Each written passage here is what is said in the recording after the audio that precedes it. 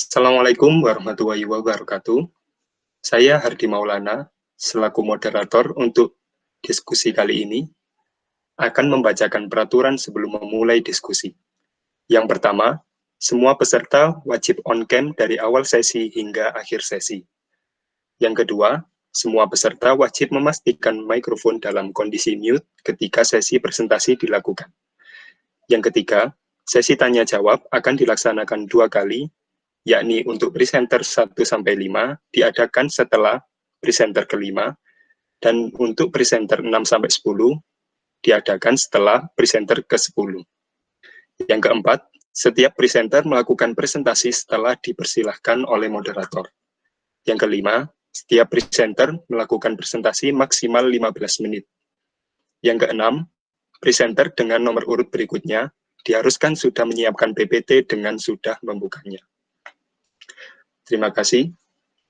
Sekarang kita masuk diskusi. Untuk presenter pertama, Farid Akmal, saya persilakan untuk presentasi. Terima kasih.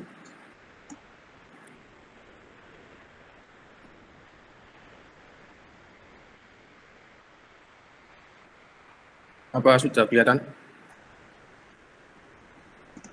Sudah.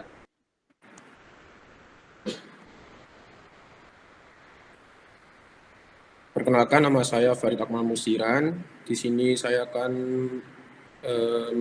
mempresentasikan apa yang telah saya kaji kemarin, yaitu lumpur. Di sini saya membahas 2 jenis lumpur, karena yang di sini yang bisa dibuat untuk material bahan. Yang pertama ada lumpur sungai. Lumpur sungai adalah material bangunan yang berasal dari endapan campuran air dan tanah. Biasanya mudah ditemukan di pinggir sungai. Yang kedua ada lumpur lapindo, yaitu material bangunan yang berasal dari kejadian pengeboran yang mengakibatkan meluapnya lumpur panas. Karena material ini mudah ditemukan, yaitu lumpur sungai dan juga relatif murah, bahkan bisa mengambil sendiri, banyak orang yang menggunakannya sebagai bahan bangunan sendiri. Dulu lumpur itu hanya digunakan untuk urukan, tetapi sekarang sudah diinovasi menjadi berbagai bahan dasar bangunan. Lalu ada lumpur lapindo yang berawal dari kesalahan pengeboran PT Lapindo Brantas yang lupa memasang casing yang mengakibatkan bor tersebut menembus kedalaman batas dan akhirnya menimbulkan lumpur lapindo tersebut. Yang kedua, ada karakteristik material. Di sini saya hanya menemukan beberapa karena kebanyakan di internet hanya menemukan lumpur pengeboran dan pengeboran lapindo, yaitu berbentuk butiran halus, berwarna abu-abu, kehitaman, sangat plastis, dan memiliki nilai sudut yang kering. Proses fabrikasi atau pembuatan. Di sini ada 2 ya. Yang pertama ada lumpur lapindo. Terdapat 2 cara pengelolaan atau pembuatan lumpur tersebut. Yang pertama keramik dan yang kedua semen. Keramik sendiri pembuatannya dilakukan dengan cara pembakaran dengan suhu yang tinggi, ada takarannya. Yang kedua semen, dibuat dengan dicetak dari campuran lumpur, pasir, dan semen Portland. Lalu di sini ada lumpur sungai. Cara pembuatannya sederhana karena air sungai diendapkan di dalam tanah dan ditunggu beberapa saat. Tipe, golongan, dan jenis. Di sini saya kan hanya membahas 2, tetapi ada contoh lain tetapi belum ditemukan untuk menjadi bahan konstruksi, yaitu lumpur merah dan lumpur pengeboran. Penggunaannya, untuk penggunaan lumpur lapindo sendiri ada banyak, yaitu ada bata lusi, digunakan untuk pasangan dinding, baik memikul beban struktural maupun partisi. Yang kedua ada genteng, digunakan untuk menutup rumah bagian atap. Yang ketiga agregat lusi, bisa digunakan sebagai beton ringan yang memiliki penyerapan suhu dan ketahanan api yang lebih baik. Yang keempat, bahan beton geopolimer. Lalu ada lumpur sungai yang bisa sebagai bawahan paving dan beton cor. Apabila ada penggerakan tanah, maka tidak rusak dan bisa untuk membackup atau menutup pori-pori tanah. Yang kedua, bisa menjadi bataku paving dan bata merah, walaupun proses yang dibutuhkan amat rumit dan panjang. Kelebihannya, yang dari lusi, teknologi yang digunakan sederhana atau mudah, sehingga produk bisa dibuat oleh warga sekitar dengan mudah. Ya, atau kata lain bisa membuka lapangan pekerjaan. Yang kedua, produk yang dihasilkan lebih ringan daripada produk yang dihasilkan pada umumnya. Untuk sungai hampir sama seperti lusi, yaitu bahan atau alat untuk membuatnya sangat sederhana dan mudah dibuat oleh semua kalangan. Dua, bahan mudah dicari. Yang ketiga, murah dan tidak berbahaya. Yang keempat, produk yang dihasilkan juga tidak kalah saing dengan produk yang lainnya. Kekurangannya, yang lusi satu, produk ini hanya bisa dihasilkan di satu tempat, yaitu di tempat kejadian, Sidoarjo. Dua, beberapa produk yang dihasilkan masih belum sempurna, seperti batu bata yang dicampurkan dengan abu sekam, padi, masih mudah hancur saat dipanaskan. Untuk sungai sendiri, material ini tidak cocok untuk menjadi penyangga sesuatu, seperti contohnya kurang bagus untuk beton bertulang. Lalu untuk menjadi suatu bahan kurang bagus karena lumpur kurang merekat. Material alternatif dari lumpur sendiri menurut saya adalah tanah liat, karena dilihat dari fungsi dan hasil yang diproduksi hampir sama, dan juga ketahanan atau kekuatan dari masing-masing material hampir sama juga. Sekian dari saya, terima kasih.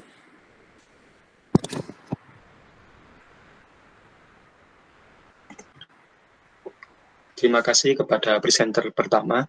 Untuk presenter kedua, Febri Setiawan, saya persilakan.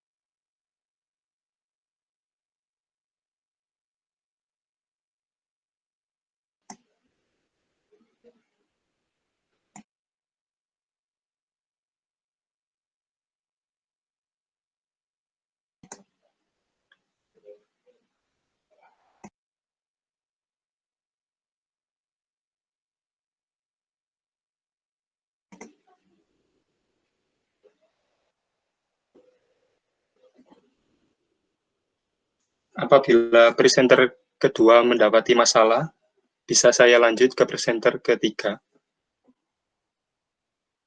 Gimana, Febri?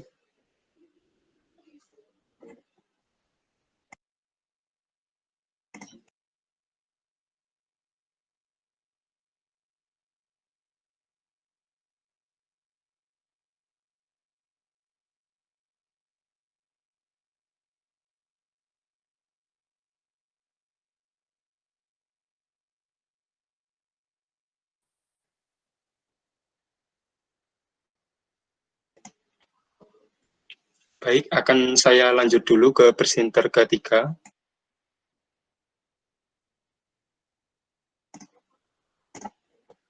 Untuk Saudara Ferdinand Dio Putra Sigit, saya persilakan untuk melakukan presentasi.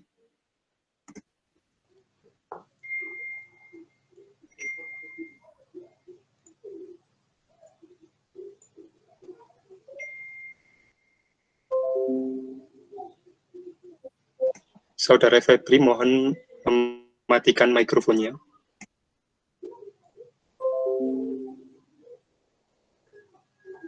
Apakah sudah terlihat?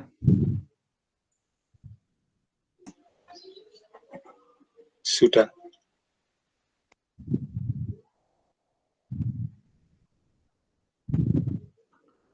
Baik, Assalamualaikum warahmatullahi wabarakatuh. Terima kasih moderator telah memberikan waktu kepada saya buat mempresentasikan material yang telah saya kaji kemarin. Material saya kaji yaitu pozolan.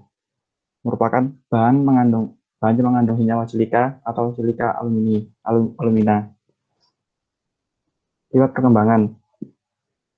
Sebenarnya pozolan sudah ditemukan dari zaman kuno, terbukti dari sisa arsitektur yang terdapat di Minoa, di Kreta, dan penggunaannya mulai digunakan pada abad sekitar 500 sampai 400 sebelum Masehi di kota kuno Kamiros, Rhodes.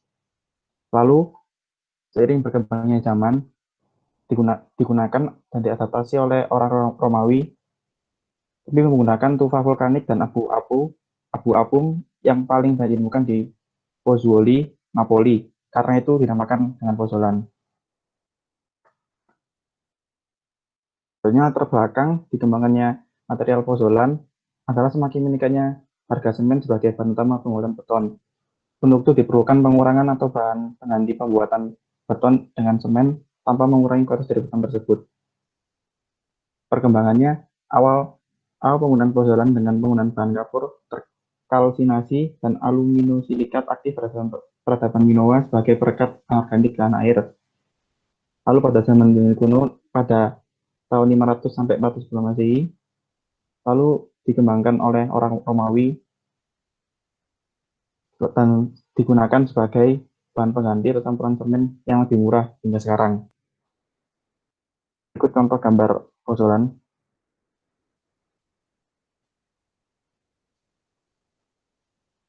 Karakteristik material. Untuk sifat kimia dari pozolan ini saya mengambil dari yang dengan menggunakan silika dari ASP atau abu sekam padi, matriks semen hidrolik atau kapur dan silika. Jika beracun dengan air maka akan menghasilkan kalsium silikat hidrat primer yang memiliki sifat semen dan membebaskan sebagian kapur untuk kalsium hidroksida. Sedangkan kalsium silikat hidrat merupakan gel kaku yang tersusun atas partikel-partikel yang sangat kecil dengan susunan yang cenderung membentuk formasi agregat yang memberikan kekuatan pada semen. Berikut ini contoh tabel yang dihasilkan dalam penelitian penggunaan abu sekam padi.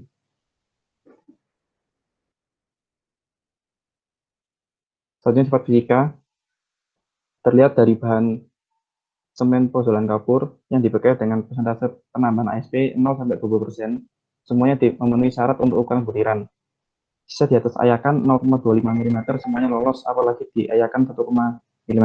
Sedangkan sisa di atas ayakan 0,09 mm semuanya kurang dari 10%. Namun semakin besar persentase ASP, relatif semakin kasar ukuran butiran hasil produk semen.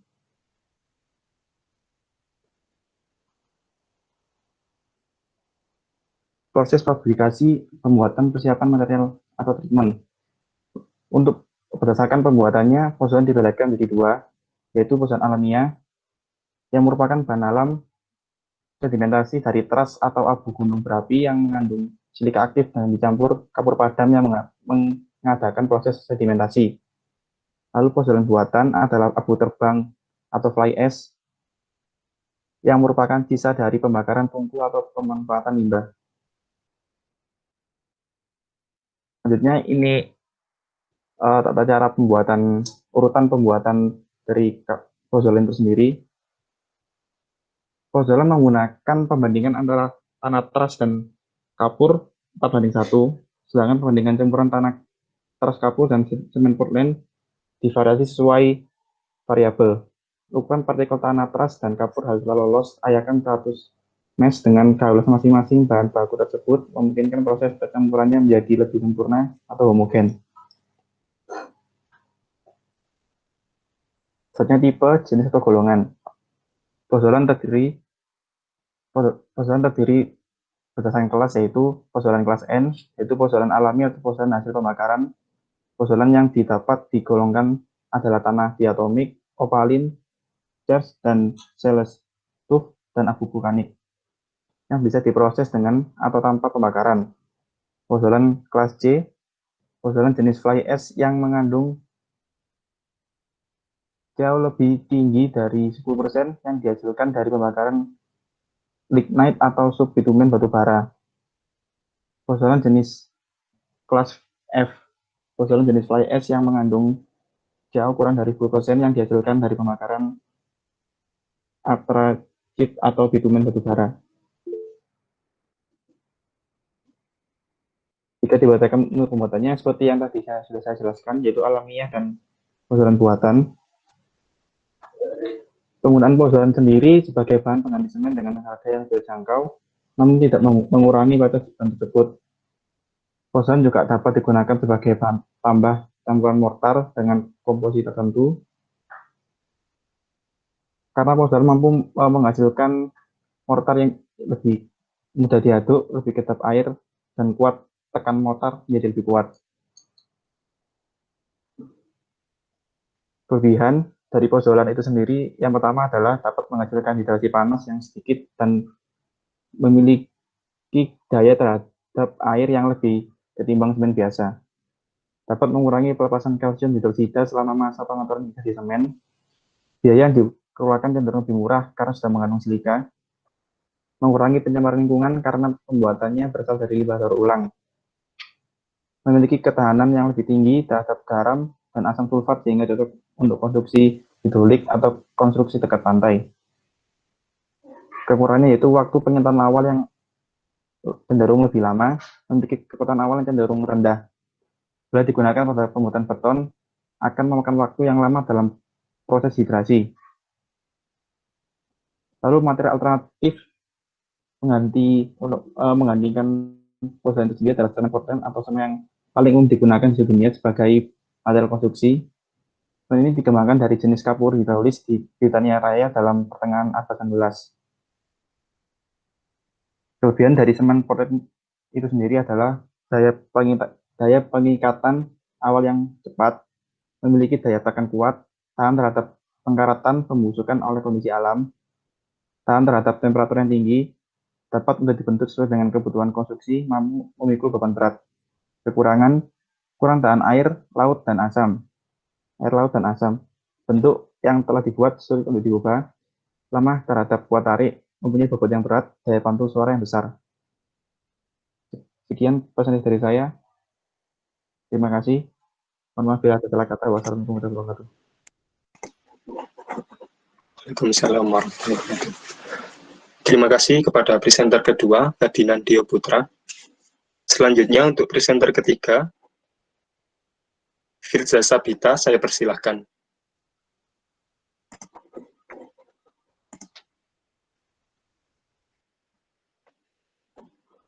Baik, apakah sudah terlihat?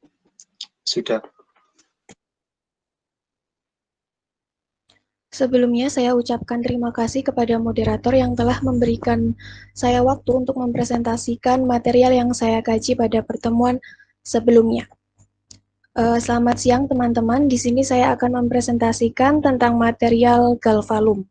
Galvalum sendiri adalah lembaran baja karbon yang dilapisi dengan aluminium, seng, silikon dengan proses hot dip. Sejarah singkat galvalum. Terciptanya galvalum diawali dari dua peneliti muda dari Bethlehem Steel di Amerika Serikat, yaitu Jim Horton dan Engel Borzillo pada sekitar tahun 1960-an. Mereka menggabungkan ketahanan korosi penghalang yang berasal dari baja aluminis dengan perlindungan dari baja galvanis. Percobaan yang mereka lakukan berhasil dan produk tersebut diberi nama galvalum. Tahapan perkembangan galvalum. Tahun 1960-an terciptanya galvalum. Lalu pada tahun 1972 pertama kali galvalum diperkenalkan secara komersial. Tahun 1979 penjualan galvalum mencapai 1 juta ton. Pada saat itu satu-satunya produsen adalah Bethlehem Steel di Amerika Serikat dan John Lissek sekarang di BlueScope Steel Australia. Pada tahun 1985, lebih dari 5 juta ton galvalum sukses terjual dan mulai banyak perusahaan yang berlisensi. Selanjutnya, pada tahun 1994 sampai tahun 2007, terjual hingga 93 juta ton galvalum. Pada tahun 2008, 56 jalur berlisensi dalam tahap produksi.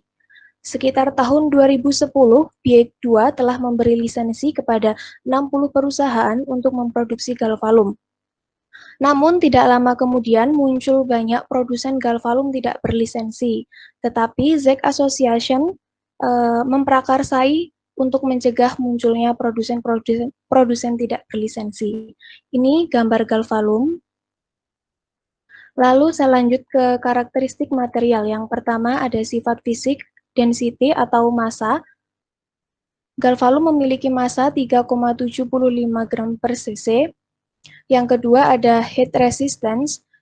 Galvalum adalah penahan panas yang kuat. Pada suhu 538 derajat Celcius, galvalum tidak akan mengalami perubahan warna dan menunjukkan ketahanan oksidasi hingga pada suhu 600 derajat Celcius. Yang ketiga ada fire resistance. Galvalum termasuk ke dalam material yang tidak mudah terbakar karena nilai penyebaran api galvalum adalah 0. Ini yang menyebabkan galvalum tidak mudah terbakar. Selanjutnya masuk ke sifat mekanik. Yang pertama ada tensile test atau uji kuat tarik. Untuk memahami substrat baja dilakukan uji tarik galvalum spesimen. Uji tarik diambil sampelnya dari 0,50, 0,43, dan 0,35 dalam semua spesimen. Terdapat wilayah normal dan abnormal.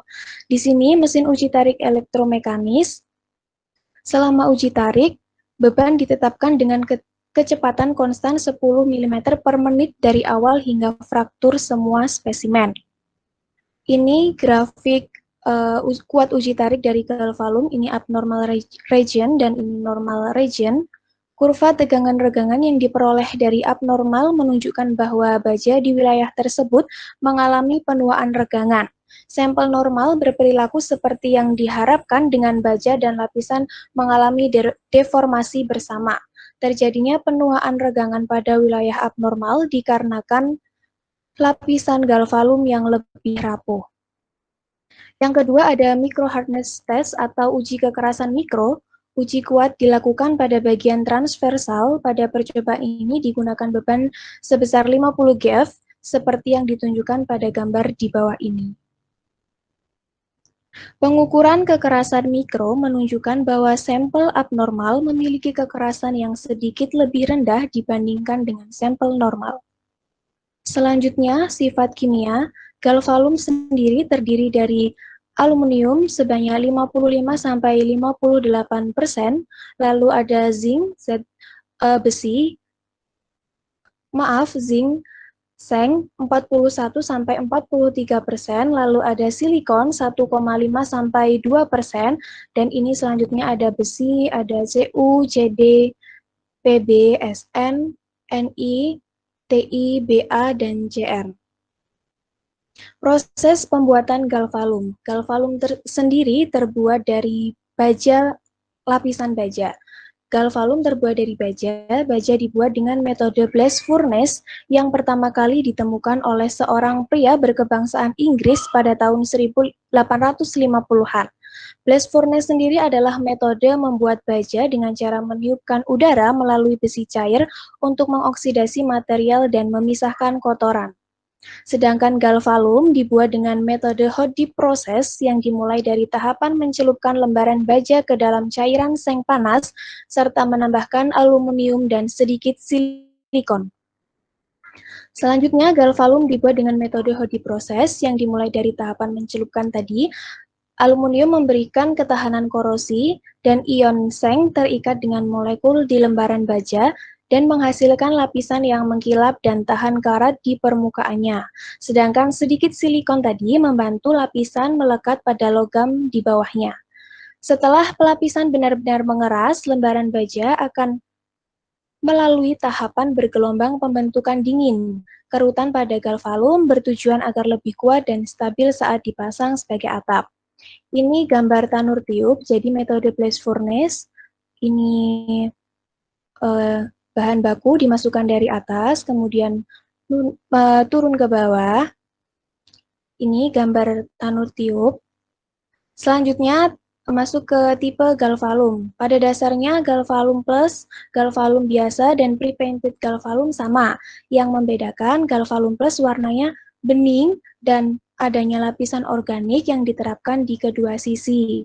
Sedangkan pre-painted galvalum, lembaran baja yang berlapis organik serta sudah dicat dengan berbagai warna. Penggunaan galvalum. Galvalum paling banyak digunakan sebagai atap dan pelapis dinding. Selain itu juga digunakan untuk beberapa aplikasi yang beragam seperti peralatan otomotif, konstruksi tubular, bingkai panel surya, dan sebagainya.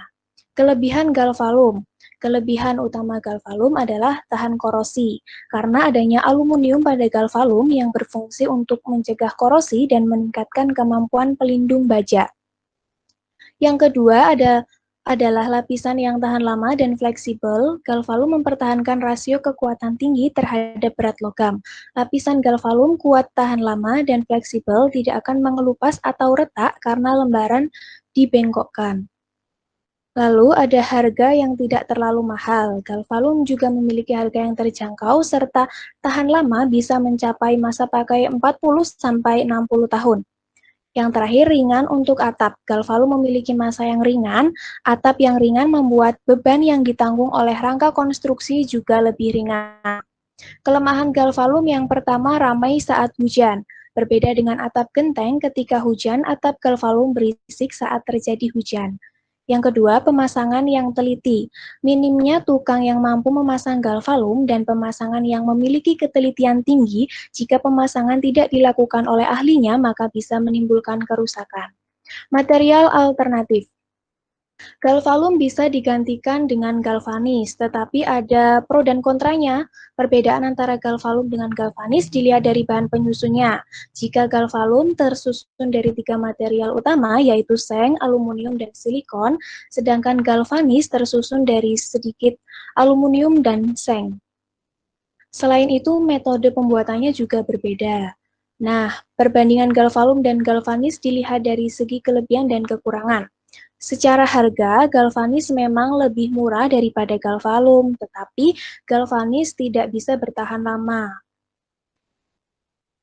Lalu, dari segi ketahanan korosi, galvalum lebih baik daripada galvanis.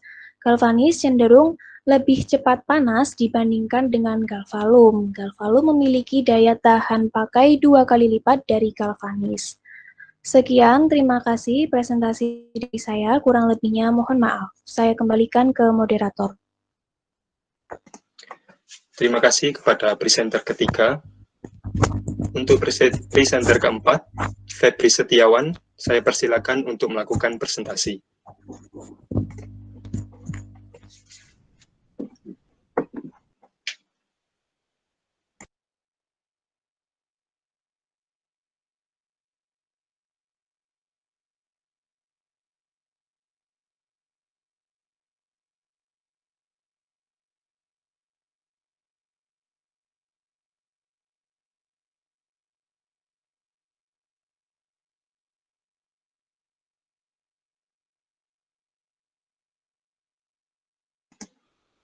Mohon maaf, Febri Setiawan, untuk mikrofonnya tidak terdengar.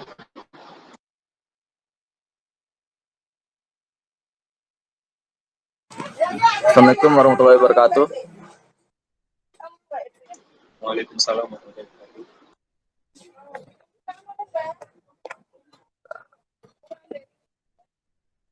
Perkenalkan, nama saya Febri Setiawan. Saya akan mempresentasikan kajian material tentang atap bitumen. Atap bitumen adalah salah satu material atap yang terbuat dari aspal atau bitumen. Riwayat perkembangannya.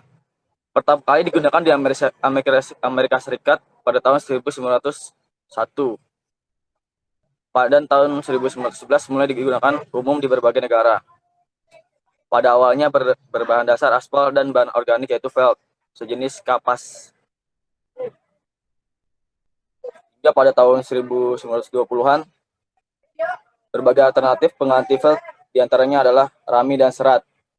Pada tahun 1926 dilakukan pengujian terhadap atap bitumen seamless. Mereka yang melakukan pengujian oleh lembaga penelitian dengan NBS atau National Bureau of Standard. Pengujian kepada atap bitumen dengan 22 macam eksperimental dan menemukan tidak menunjukkan bahwa tidak ada perbedaan yang substansial dalam kinerja dan hasil tersebut. Pada tahun 1950, mulai menggunakan perekat atau self-lacing untuk mencegah kerusakan yang disebabkan oleh angin. Pada tahun 1960, diperkenalkan menggunakan bahan fiberglass. Genting menjadi lebih ringan dan fleksibel, namun lebih rentan terhadap kerusakan akibat angin. Saat ini sudah banyak yang disempurnakan dengan berbagai perkembangan teknologi. Komposisi pun berbeda-beda tiap produsen dan memiliki kelebihan dan kekurangan masing-masing. Karakteristiknya sendiri, atap bitumen yaitu memiliki ketahanan tinggi di suhu ekstrim, mempunyai fleksibilitas tinggi dalam pembuatan, membuat kekuatan yang cukup baik, memiliki ketahanan terhadap korosi. Dalam proses pembuatan sendiri, atap bitumen pertama itu dipping, yaitu pemberian modified aspal ke fiberglass untuk bagian atas dan bawah. Yang kedua, granul. Pemberian granul di atas fiberglass yang sudah diberikan modified aspal. Yang ketiga, cooling dan lem. Pemberian lem ke bawah fiberglass yang sudah diberikan modified atau aspal atau tahap cooling. Selanjutnya, akumulator, bagian yang bisa mengontrol ketegangan sealing atau line. Cutting, yaitu pemotongan terhadap lembaran-lembaran sealing. Packing, itu tahap packing, pengemasan. Bentuk dan jenis atap bitumen itu sendiri. Yang pertama itu ada atap bitumen single flat, yaitu berbentuk flat. Biasanya itu berbahan pasir batu, fiberglass, dan alga coating. Terus produk yang sering dijual itu adalah atap bitumen CTI, mengandung bahan aspal dan serat selusa, kayu atau pool, yang menjadikan atap ini kuat dan tidak mudah sobek. Dan nanti ini juga sangat tahan terhadap air dan memiliki bentuk yang keren, menambah kesan elegan pada rumah kalian. Selanjutnya ada atap bitumen gelombang. Biasanya itu berbahan dasar serat selusa dan aspal. Produk yang sering dijual di pasaran adalah atap bitumen onduline. Memiliki karakteristik yang ringan dan kuat. Diproduksi dengan menggunakan lapisan tunggal yang ada pada serat organik dan dicampur dengan bitumen dan melewati proses pengepresan dengan temperatur suhu yang sangat tinggi. Selanjutnya ada bentuk tile. Atap ini seperti genteng, bentuknya seperti genteng biasa, berbahan dasar serat selusa dan aspal. Yang biasa diproduksi massal adalah atap bitumen onduvilla, memiliki tekstur yang sama dengan atap ondulen dan terbuat dari fiber selusa, bitumen, dan resin. Oleh karena itu, atap onduvilla tahan terhadap air dan suhu tinggi maupun cuaca yang ekstrim. Penggunaannya sendiri adalah sebagai atap atau lapisan terluar dari rumah. Kelebihannya sendiri adalah jangka waktu pakai yang lama, karena adalah yang lapisan aspal pada atap bitumen menjadikan atap bitumen memiliki daya tahan yang sangat lama, bisa berpuluh-puluh tahun. Ringan, walaupun menggunakan bahan aspal, atap bitumen ini terbilang memiliki berat yang sangat cukup ringan. Dan juga walaupun itu memiliki berat yang cukup ringan, atap bitumen memiliki daya tahan yang sangat tinggi, anti korosi. Dengan bahan yang berbeda dengan atap-atap yang lainnya, menjadikan atap bitumen ini cocok untuk dijadikan aplikasi di rumah-rumah di Indonesia yang memiliki iklim tropis, karena tidak akan mudah rusak walaupun diterjang hujan dan panas berkali-kali. Peredam suara yang baik. Keunggulan lainnya yaitu atap bitumen memiliki kemampuan yang tidak dimiliki oleh atap lainnya seperti atap asbes atau atap seng, yaitu kemampuan dalam meredam suara yang sangat baik. Desain yang sangat variatif, karena bahan yang digunakan mudah dibentuk, menjadikan atap bitumen memiliki bentuk yang sangat banyak. Instalasi yang mudah. Kemudahan dalam proses pemasangan adalah atap bitumen dapat menghemat waktu dan biaya. Selanjutnya kekurangan. Kekurangannya adalah harga yang relatif mahal. dari bahan dan kelebihan yang ditawarkan oleh atap menjadikan harga atap bitumen cukup mahal. Biaya pemasangan karena memerlukan landasan multiplek atau papan fiber semen menjadikan adanya penambahan pengeluaran dalam pemasangan atap bitumen. Perbaikan yang sulit karena pemasangan lembar atap yang direkatkan, jika melakukan perbaikan harus dilakukan secara hati-hati. Material alternatif adalah atap beton. Atap beton adalah suatu atap dengan konstruksi yang pada dasarnya sama dengan terbuat dari coran beton karena terbuat dari beton. Atap ini kokoh, kuat pijakan, serta mampu menahan beban yang dinamis karena aktivitas. Kelebihannya sendiri, tingkat kualitas tinggi, lebih tahan lama dan awet, tahan terhadap cuaca, pelapukan, kebakaran maupun serangan serangga, lebih estetik, sangat kokoh karena terbuat dari beton, cor-coran tulangan besi.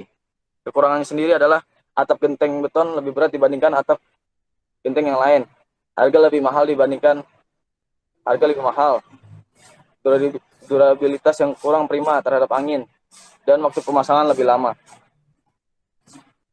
Sekian presentasi dari saya kembalikan ke Pak Rodato. Wassalamualaikum warahmatullahi wabarakatuh. Waalaikumsalam warahmatullahi wabarakatuh. Terima kasih kepada presenter keempat, Febri Setiawan. Untuk selanjutnya, kepada presenter kelima, Garil Edo Hirmansyah, saya persilakan untuk melakukan presentasi. Terima kasih. Apakah sudah tertampak? Tes. Sudah. Oh ya.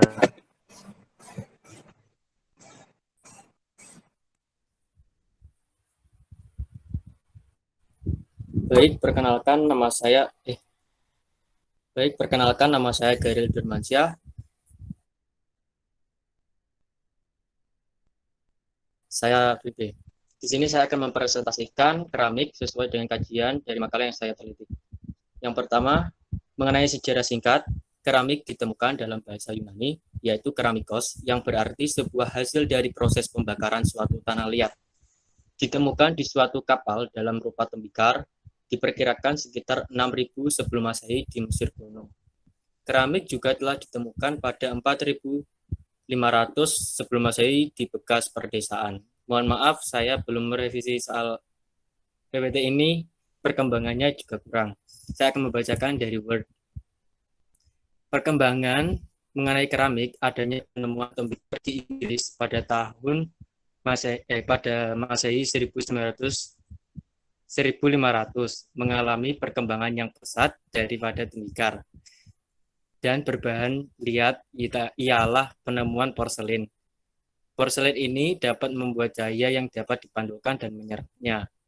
Pada awal zaman api elektro ini menunjukkan awal perindustrian porselin. Karakteristik keramik. Keramik memiliki 6 karakteristik, yaitu pada sifat mekanik, dapat kuat, keras, tahan korosi, dan ketahanan uji tekan yang lebih unggul daripada kekuatan tariknya. Pada sifat fisik keramik, pada umumnya mempunyai densitas atau massa yang kecil, sekeras logam dan tahan gesekan. Keramik juga memiliki sifat termal, yaitu kemampuan menahan panas serta suhu yang tinggi maupun rendah. Sifat optik pada keramik, yang dimaksud bahwa bagian keramik dapat memantulkan, menyerap, dan menstabilkan cahaya. Sifat elektrik pada keramik, yaitu keramik merupakan sebuah penghantar atau elemen yang sebagai penghantar listrik yang buruk. Namun, ada keramik baru yang sudah dikembangkan bisa menghantarkan listrik dengan baik. Sifat kimia pada keramik memiliki keunggulan yang stabil pada zat dan struktur penyusunnya, sehingga dapat dimanfaatkan dalam banyak hal. Dalam proses pembuatan keramik sendiri, tidak lepas dari bahan dan langkah-langkah. Yang pertama ada plastis. Plastis ini dalam bentuk clay, dan ini merupakan bahan baku utama, yaitu plastis maksudnya itu kayak tanah liat itu sendiri. Dan yang kedua ada silika sand.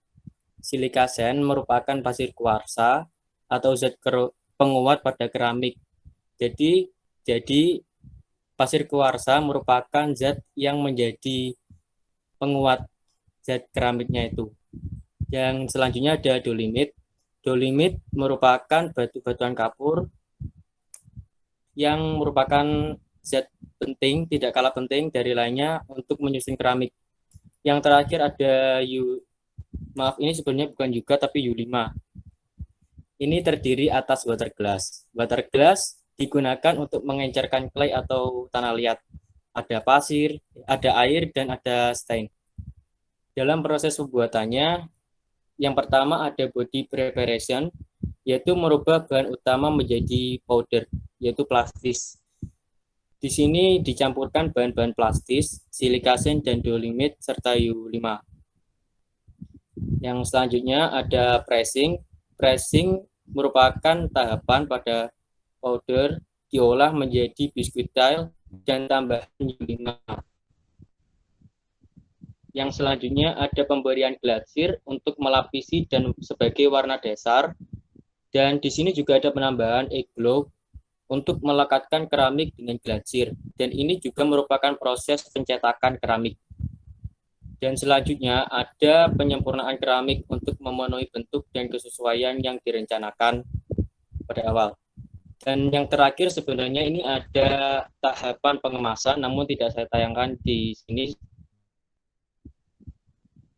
Selanjutnya ada jenis keramik berdasarkan proses pembuatannya. Yang pertama ada gerabah. Dapat kita jumpai keramik ini dari tanah liat asli. Strukturnya sungguh rapuh dan berkualitas rendah, seperti bata, genteng, pot, dan sebagainya. Ini prosesnya terlebih dalam bentuk pembakaran yang bersuhu tinggi. Selanjutnya ada keramik batu. Ini strukturnya halus, kokoh, dan kuat, namun memasangnya butuh waktu yang cukup lama. Selanjutnya ada keramik jenis porselen. Yang ini biasanya dapat kita jumpai di sekitar kita, terutama di rumah kita. Porselen berkualitas tinggi karena glasir yang dapat memantulkan cahaya, menyerap cahaya seperti karakteristik yang saya jelaskan di awal tadi. Macam-macam keramik berdasarkan zat materialnya dan fungsinya. Yang pertama ada keramik biasa. Ya, keramik biasa intinya. Diminati banyak orang, dan selain sebagai penutup lantai, keramik ini juga terjangkau karena produksinya yang banyak dan tersedia pada toko-toko kecil di sekitar kita. Selanjutnya ada keramik terrazzo. Model keramik ini banyak yang tertarik karena kesan kuno. Seiring perkembangan zaman membuat keramik ini mulai ditinggalkan karena ketradisionalan dan kelangkaannya. Selanjutnya ada keramik batu granit. Dapat membuat kesan yang sejuk dan nyaman, harga yang mahal, namun juga sebanding dengan kualitasnya. Kalian pasti juga tentu pernah merasakan sensasi rasanya batu granit, bukan? Sungguh nyaman. Selanjutnya ini ada keramik homogeneous style. Hampir sama dengan granit, namun ini lebih cocok untuk seni-seni, makanya dalam meningkatkan estetik pada hunian, serta cocok untuk hunian desain minimalis dan modern. Dan fungsi daripada keramik,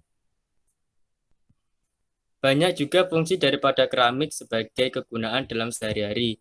Yang pertama ada salah satu material konstruksi bangunan, yang kedua untuk bahan kerajinan-kerajinan, yang ketiga sebagai alas lantai pada rumah maupun fasilitas umum lainnya. Tidak untuk lantai, namun juga bisa pelapis dinding, atau juga pelindung perabotan rumah seperti kompor, wastafel, dan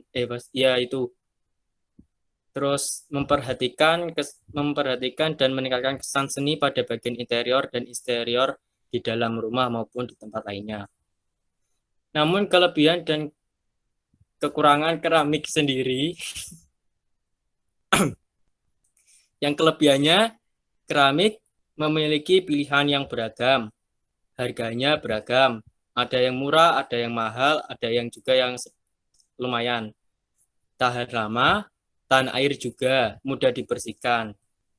Yang selanjutnya ada kekurangan keramik, terasa keras di kaki, berasa dingin, nut atau noda yang membandel, sulit dihilangkan. Tapi mungkin kalau dikasih sunlight mungkin juga bisa. Atau mungkin wipol. Mudah pecah. Ini kalau jatuh dari ketinggian atau apa bisa pecah.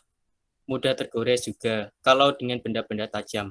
Sedangkan dalam kelebihan dan kekurangan antar jenis material keramik lainnya, tergantung daripada struktur penyusun kualitas dan pastinya memiliki keunggulan serta kelemahan masing-masing, serta akan diulas pada material alternatif di bawah. Yang pertama, material alternatif atau material pengganti daripada keramik ada papan vinil. Ini adalah elemen yang digunakan sebagai bahan lapisan yang berupa lembaran serta bisa diaplikasikan pada lantai, dinding, dan sebagainya. Ini berupa lembaran-lembaran seperti isolasi, maksudnya seperti perekat gitu. Jadi mudah, efisien, harganya murah, dipasangnya mudah, fleksibel, tahan lama, dan awet. Namun kekurangannya jika rusak, sulit untuk diperbaiki, namun juga mengandung bahan pada struktur papan vinil ini. Selanjutnya ada karpet. Karpet merupakan suatu tekstil untuk pelapis lantai. Terbentuk dari serat dan serat. Karpet harus dipanaskan untuk mempertahankan strukturnya terlebih dahulu. Kelebihannya mengurangi udara dingin sebagai bahan peredam suara yang baik, bisa menjaga kualitas udara di sekitar. Kekurangannya kotoran mudah menempel, mudah membebel. Maksudnya kayak kalau lebih sering digunakan nanti akan membebel. Maksudnya itu apa? Tercampurnya noda dan kotoran terus yaitu membebel. Saat dicuci ribet ya, soalnya memerlukan tenaga yang ekstra untuk mencucinya. Selanjutnya ada lantai kayu alami. Berasal dari olahan kayu alami yang telah dirancang dan diolah oleh manusia dengan bantuan mesin dengan bentuk, ukuran, dan model yang berbeda sesuai perencanaan. Kelebihan daripada keramik lantai kayu ini dapat daya tahan tinggi, mudah untuk dibersihkan dan tahan air, berkesan natural namun mewah. Kekurangannya membutuhkan waktu yang lama untuk memangsangnya, tidak dapat menahan benda panas. Nanti biasanya kalau dari kayu sendiri kalau kepanasan nanti gosong, maksudnya terbakar, berwarna hitam. Misalnya tidak tahan benturan dan juga tidak dapat meredam suara. Yang selanjutnya ini ada lantai batu alami. Ya ini dari batu asli tanpa bahan yang mungkin ada, nggak terlalu banyak, namun bahan bakunya batu. Berasal dari batuan alami seperti batu granit, andesit, dan marmer, dan lainnya. Sebelum dipakai harus dibersihkan terlebih dahulu dan direndam air agar waktu dilekatkan dengan semen ke media bisa lebih rapat, lebih rekat lagi. Kelebihannya juga semakin lama semakin baik, merupakan tipe yang paling kuat, tipe lantai paling kuat, dan lama, menambah kesan seni. Kekurangannya harganya relatif mahal. Pemasangannya ribet dan lama. Licin jika basah, nanti terjatuh, pecah, beli lagi. Mudah dibersihkan. Ya ini daftar pustaka. Ini mungkin teman-teman bisa men-screenshot dan mengurangi pertanyaan yang nanti bisa disampaikan saya. Ini bisa Anda searching sendiri ya. Terima kasih. Baik, sekian terima kasih. Wassalamualaikum warahmatullahi wabarakatuh. Baik, terima kasih kepada presenter kelima Garile Edo. Karena sudah 5 presenter yang melakukan presentasi, kali ini saya buka sesi 1 tanya-jawab untuk 3 pertanyaan. Yang ingin bertanya silakan menuliskan di chat terlebih dahulu, baru nanti saya persilakan untuk memperkenalkan diri dan bertanya. Silakan.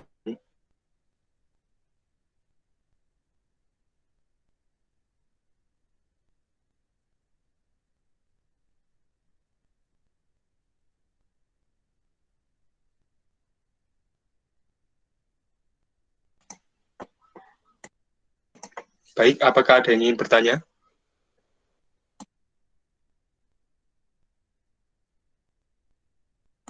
Ya, Ikhwan Arif Darmawan, silakan memperkenalkan diri dan bertanya. Terima kasih moderator atas waktunya. Saya ingin bertanya kepada presenter pertama, Farid Akmal. Ya. Tadi disebutkan dari dua jenis lumpur, yaitu lumpur lapindo dan lumpur sungai. Dari dua jenis bahan tersebut, yang lebih baik yang mana dalam penggunaannya? Sekian, terima kasih. Baik, kepada Farid Akmal, silakan langsung dijawab.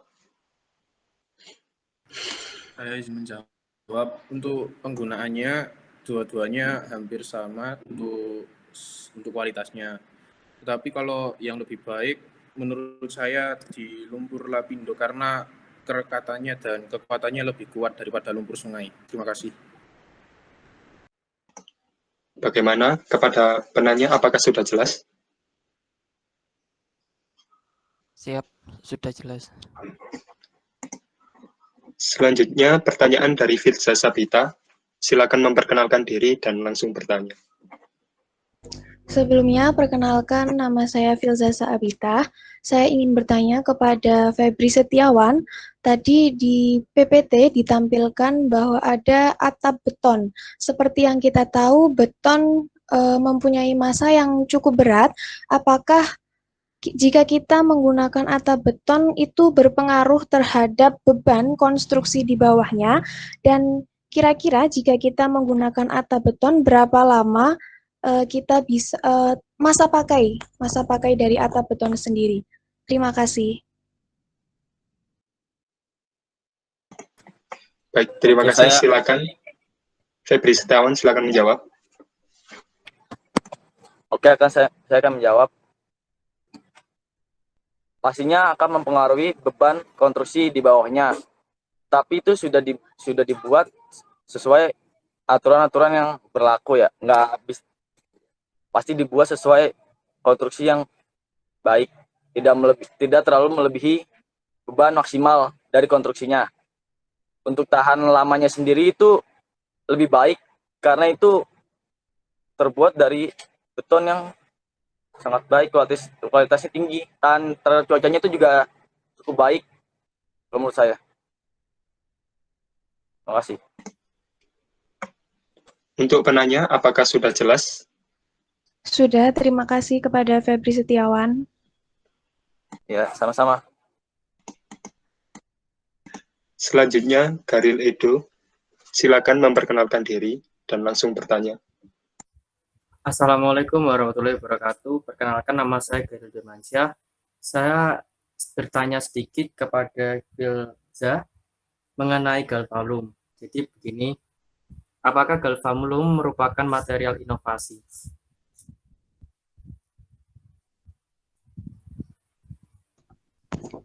Baik, moderator, apa saya bisa menjawab sekarang? Ya, bisa, silakan. Sebelumnya, galvalum adalah material inovasi. Galvalum diciptakan sebagai inovasi dari atap konvensional karena atap konvensional kurang praktis dan akhirnya terciptalah galvalum, material inovasi yang lebih praktis. Nah, bahan baku galvalum sendiri terbuat dari baja. Seperti yang kita tahu, baja memiliki densitas atau massa yang lebih berat dibandingkan galvalum. Oleh karena itu, jadi dua orang peneliti dari Bethlehem Steel tadi menciptakan inovasi yang kemudian diberi nama galvalum. Mereka menggabungkan ketahanan korosi dari aluminium dan juga baja untuk agar terciptanya sebuah material yang mampu menahan korosi lebih baik dari material konvensional. Terutama dari misalnya seperti tadi sudah saya bandingkan dengan material satunya yaitu galvanis. Galvalum sendiri memiliki ketahanan korosi yang jauh lebih baik daripada galvanis. Untuk Garil Edo Hirmansyah, apa masih ada pertanyaan? Alhamdulillah sudah sangat jelas penjelasannya. Terima kasih. Baik, karena sudah 3 pertanyaan, maka saya tutup sesi tanya-jawab yang pertama, dan dilanjutkan kepada presenter ke-6 yang akan mempresentasikan kajian materialnya. Kepada presenter ke-6, Genta Cakrasakti, saya persilakan untuk melakukan presentasi.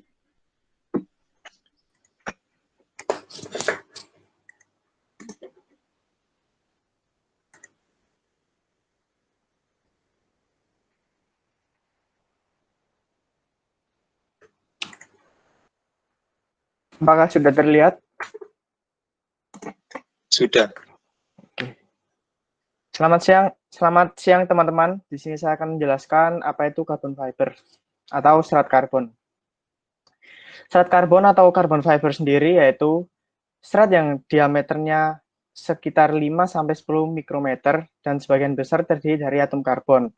Serat karbon sendiri memiliki beberapa keunggulan, antara lain kekakuan tinggi, kekuatan tarik tinggi, bobot rendah, ketahanan kimia tinggi, dan toleransi suhu tinggi.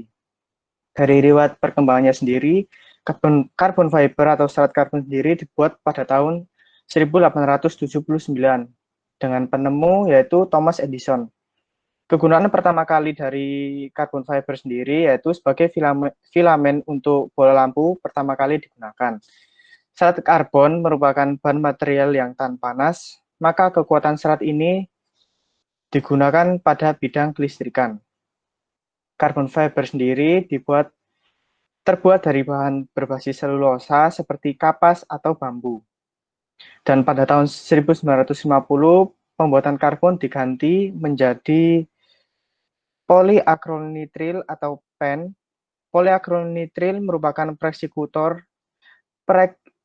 prekursor yang paling banyak digunakan dalam pembuatan carbon fiber. Melalui bahan ini dapat menghasilkan carbon fiber yang bermutu tinggi. Bahkan perkembangan carbon fiber sendiri sudah dipakai pada bidang konstruksi seperti alat-alat rumah tangga, panel pintu rumah, peralatan elektronika, dan lain-lain. Serat carbon fiber sendiri juga sering dipakai pada tulangan eksternal pada struktur balok beton. Selain berbahan dasar yang kuat, carbon fiber sendiri merupakan bahan perkuatan lentur dan dipasang pada permukaan bawah balok beton, seperti pada gambar yang tertera ini. Karakteristik material. Yang pertama, sifat fisik.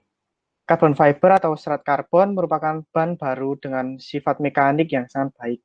Serat karbon sendiri merupakan bahan yang tahan panas, mengurangi peningkatan suhu, dan konduktivitas thermal paralel ke arah negatif dan positif. Yang kedua, sifat mekanik. Material ini sendiri telah digunakan secara meluas di berbagai bidang, contohnya pada bidang konstruksi. Selain memiliki keunggulan yang dimilikinya, seperti kuat, ringan, dan ketahanan pada karat, sifat mekanik dari karbon yaitu anisotropik, yang berarti bahwa semua atau bagian dari sifat kimia dan sifat fisika suatu zat berubah dengan arah dan pemeran sifat yang berbeda dalam arah yang berbeda. Yang ketiga, sifat kimia material. Dari sudut pandang dan sifat kimiawi serat karbon adalah bahan karbon yang berserat dan memiliki sifat kimia sangat stabil, yang berarti bahwa serat karbon memiliki ketahanan terhadap korosi yang baik pada asam organik dan garam alkali. Komposit serat karbon digunakan dalam lingkungan pada suhu minus 70 derajat Celcius hingga 150 derajat Celcius. Dari proses pembuatan sendiri, serat karbon menggunakan bahan baku polyacrylonitrile atau PEN, yaitu yang pertama, spinning. Pencampuran material acrylonitrile terhadap plastik metakrylate yang akan berubah menjadi plastik polyacrylonitrile. Plastik ini kemudian dibentuk menjadi serat dengan mencampurkan bahan kimia tertentu, lalu dipompa melewati nozzle kecil ke dalam sebuah wadah berisi cairan kimia, sehingga teragulasi dan membentuk serat-serat. Yang kedua, stabilizing. Pada tahap ini, serat karbon dilanjutkan melalui proses pemanasan dengan suhu 250 derajat Celcius. Pada proses ini membutuhkan pengawasan yang ketat agar meminimalisir terjadinya overheat. Yang ketiga, carbonizing. Setelah mencapai kesetimbangan, material kembali diproses dengan suhu 1500 derajat Celcius di dalam ruangan kedap udara. Selanjutnya adalah proses sealing terhadap serat karbon sebagai pencegahan terjadinya kebocoran. Oksidasi. Proses oksidasi membuat karbon tidak terikat dengan komponen resin lain. Untuk menghasilkan ikatan yang kuat diperlukan fiber, maka diperlukan proses oksidasi lanjutan. Penambahan oksigen pada serat karbon dapat memperkuat pada permukaannya, serta menghasilkan berbagai pelapis serat.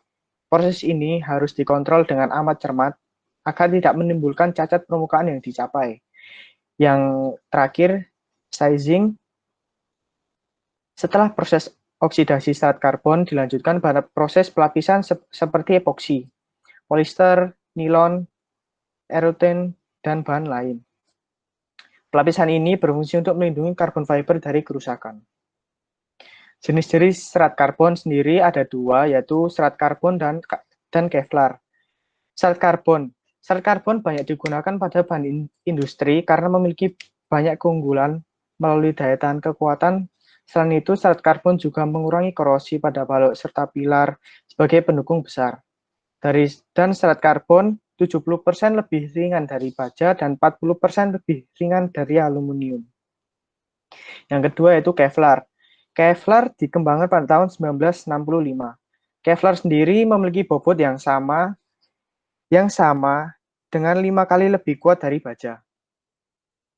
Kevlar sendiri digunakan pada bidang industri militer, transportasi, dan otomotif. Penggunaan serat karbon pada bangunan yaitu perkuatan struktur pada beton.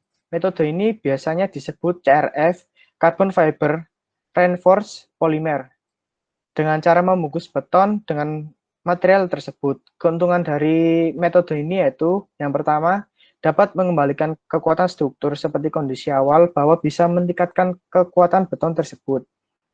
Yang kedua, tidak banyak melakukan pembongkaran struktur estetik. Yang ketiga, mudah serta cepat dalam proses kerjanya. Dari keseluruhan terdapat kelebihan dan kelemahan dari carbon fiber sendiri, yaitu pertama, kelebihan. Serat karbon ini memiliki berbahan dasar ringan, bahkan lebih ringan daripada aluminium dan baja. Carbon fiber sendiri merupakan bahan yang tahan panas, mengurangi peningkatan suhu, dapat menjadi pengganti bahan dasar pembuatan material konstruksi, serta mengurangi korosi pada balok serta pilar sebagai pendukung besar, serta serat karbon sendiri juga memiliki sifat penghantar listrik yang baik.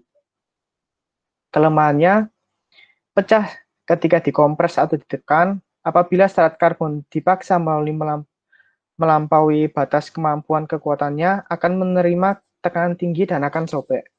Yang kedua, harga material ini sangatlah mahal dan tidak semua orang menjual bahan serat karbon yang dipakai di dunia konstruksi ini. Sekian, terima kasih dari saya. Selamat siang. Baik, terima kasih kepada presenter ke-6. Selanjutnya, kepada presenter ke-7, saya sendiri akan mempresentasikan hasil kajian materi saya.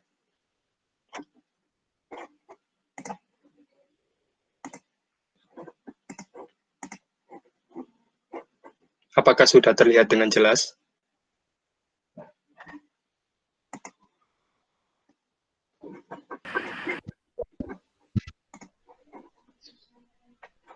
Halo, apakah sudah terlihat PPT-nya?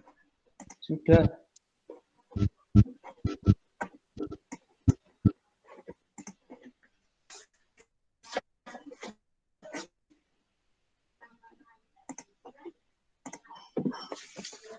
Saya Hardi Maulana Hermawan akan menjelaskan tentang kaca cermin. Secara singkat, kaca cermin adalah permukaan yang licin dan dapat menciptakan pantulan bayangan benda dengan sempurna, atau biasa disebut refleksi.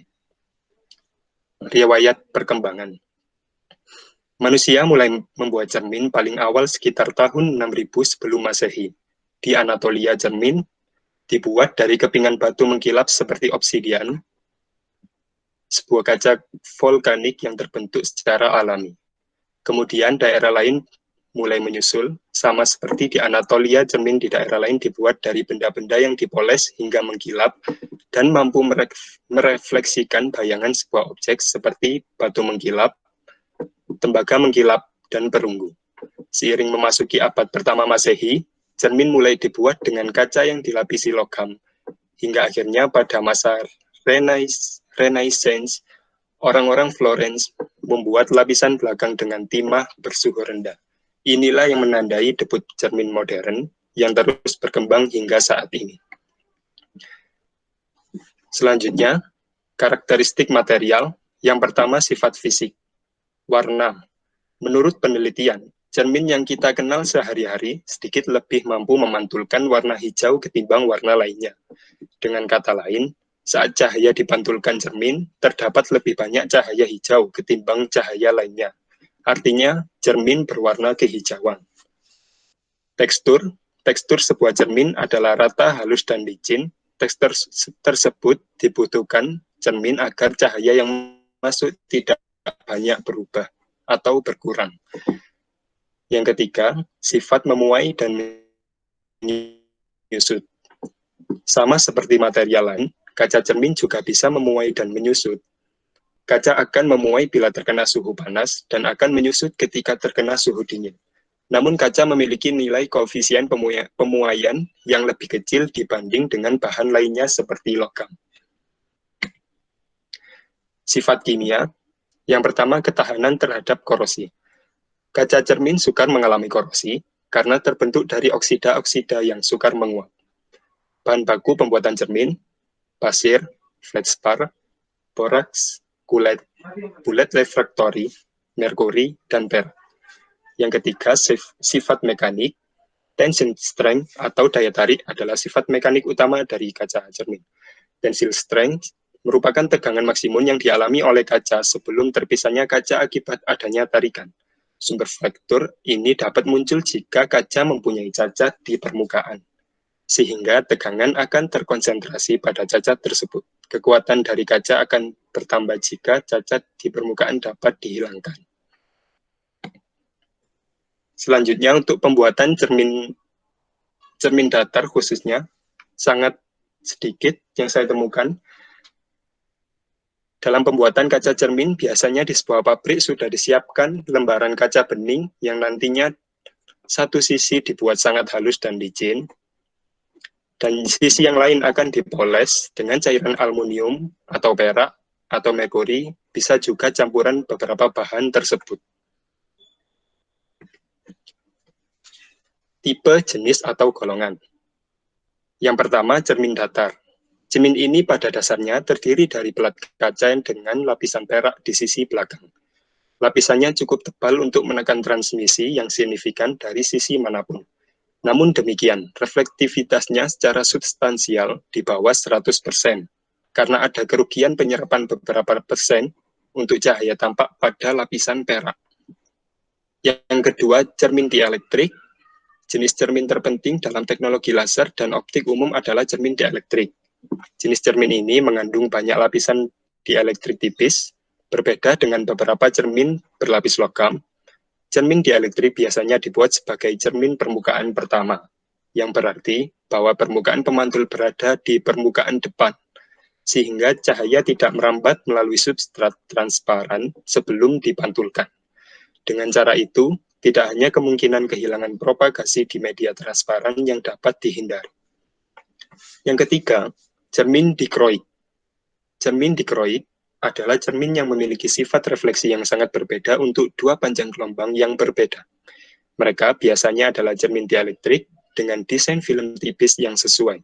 Misalnya, mereka dapat digunakan sebagai pemisah harmonik dalam pengaturan untuk konversi frekuensi non-linear. Yang keempat, cermin melengkung. Sementara, banyak cermin memiliki permukaan pantulan polos. Banyak cermin lainnya tersedia dengan permukaan melengkung, yakni cembung atau cekung. Misalnya untuk memfokuskan sinar laser atau untuk aplikasi pencitraan.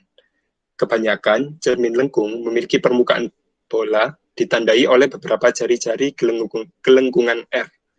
Cermin dengan permukaan cekung atau melengkung ke dalam berfungsi sebagai cermin pemfokusan, sedangkan permukaan cembung menyebabkan perilaku pengaburan fokus. Untuk penggunaan kaca cermin. Cermin yang pada mulanya adalah alat digunakan untuk berdandan atau merias diri, seiring berkembang zaman, fungsi cermin sering diadaptasi menjadi elemen-elemen di dalam ruang sebuah bangunan. Kaca cermin pada sebuah bangunan kebanyakan digunakan sebagai material dekorasi yang tujuannya lebih untuk keindahan, bukan untuk kekuatan sebuah bangunan. Cermin dipergunakan menambah efek dekoratif sebuah bangunan atau sebuah ruangan, namun tetap memiliki sebuah fungsi. Kaca cermin juga bisa digunakan sebagai sekat sebuah ruangan. Salah satu jenis cermin yang banyak digunakan pada sebuah bangunan adalah cermin datar, baik cermin datar satu arah maupun yang dua arah atau tembus satu sisi. Kelebihan dan kekurangan kaca cermin. Kelebihannya, yang pertama, membuat sebuah ruangan nampak lebih luas karena sifat reflektifnya itu. Yang kedua, membuat sebuah ruangan terlihat lebih cerah. Yang ketiga, menambah nilai estetika pada ruangan atau bangunan yang diberi cermin. Yang keempat, bentuknya yang ramping membuat cermin mampu diaplikasikan di berbagai tempat. Kekurangan kaca cermin. Yang pertama, bila digunakan pada jendela atau sebuah pembatas ruangan, cermin akan mereduksi intensitas cahaya yang masuk ke dalam ruangan atau bahkan menghalangi cahaya masuk sama sekali. Yang kedua, mudah pecah. Jika terjadi kerusakan di satu titik pada cermin, maka bisa menyebabkan keretakan pada bagian lainnya. Yang ketiga, bila digunakan sebagai jendela sebuah bangunan, maka akan menimbulkan pantulan cahaya yang mungkin bisa menyebabkan pengendara di jalan terganggu. Yang keempat, jika terjadi kerusakan maka sulit untuk diperbaiki menjadi seperti semula. Alternatif material, di sini saya mencontohkan 3. Yang pertama, kaca tempered. Kelebihan kaca tempered yang tahan terhadap benturan dan kuat, memiliki tingkat keamanan yang baik, termasuk dalam jenis kaca yang anti gores. Kekurangannya, jika kaca retak maka akan merambat ke daerah lain, kaca bersifat kurang fleksibel atau tidak bisa dibor atau dilubangi dan lain-lain, karena jika dibor atau dilubangi, maka akan langsung pecah. Tidak bisa dipotong seperti kaca reguler biasa. Yang kedua, polikarbonat. Kelebihannya, meredam radiasi panas matahari, pemasangan mudah, dicetak dalam bentuk lembaran, tahan lama dan tidak mudah bocor, dan fleksibel. Kekurangannya, harganya yang mahal dan sulit untuk dibersihkan. Yang ketiga, kaca es. Kelebihan, efektif mengurangi cahaya matahari yang masuk, lebih mudah untuk dibersihkan karena kotoran tidak menempel, dan memberikan kesan privasi pada sebuah ruangan besar. Kekurangannya, tidak mampu menahan beban yang terlalu berat, pemasangannya rumit, mudah retak, dan pecah bila terbentur. Sekian presentasi dari saya, terima kasih.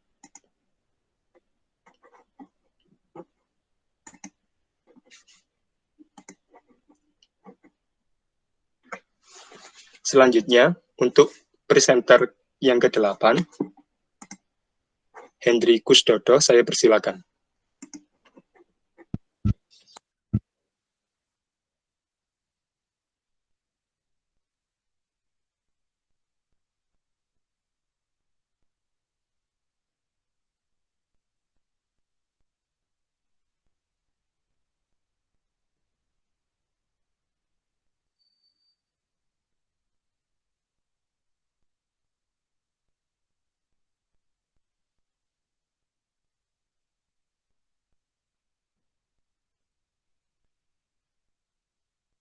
Apakah sudah bisa dilihat? Belum. Belum. Bentar.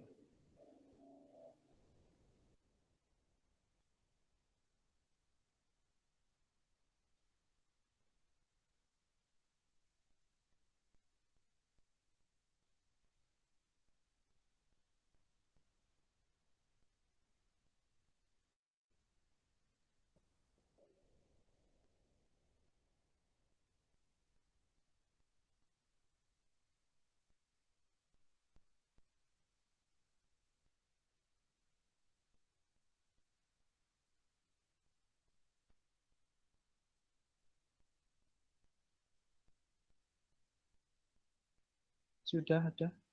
Belum? Belum.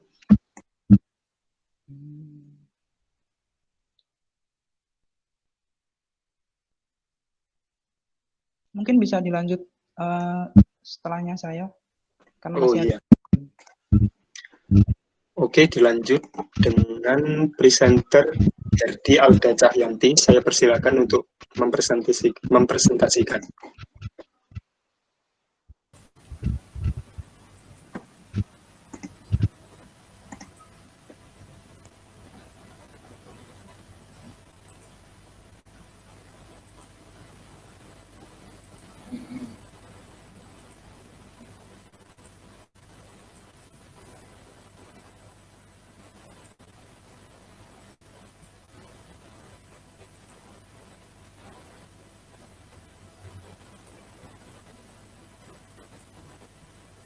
Apakah bisa dilihat? Belum.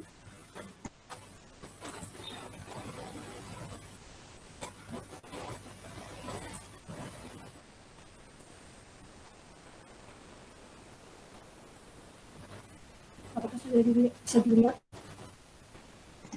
Iya, sudah. Baik, di sini saya akan mempresentasikan tentang solid surface. Solid surface adalah material sintetis atau buatan mirip dengan batu granit atau batu marmer. Sejarah atau riwayat singkat. Solid surface pertama kali diciptakan oleh DuPont pada tahun 1967, yaitu sebuah perusahaan yang bergerak dalam industri kimia yang berlokasi di Wilmington, Delaware. Pada awal, DuPont memberi nama material tersebut adalah Korean.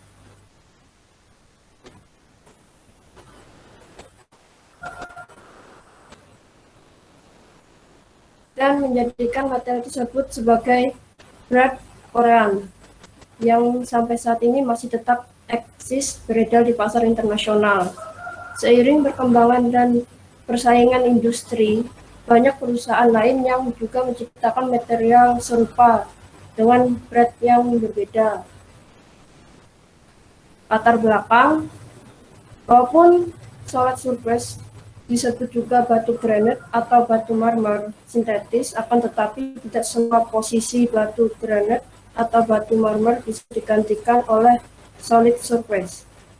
Solid surface tidak bisa digunakan untuk lantai ataupun keperluan eksterior. Tahap pengembangan, kemajuan pengetahuan dan teknologi.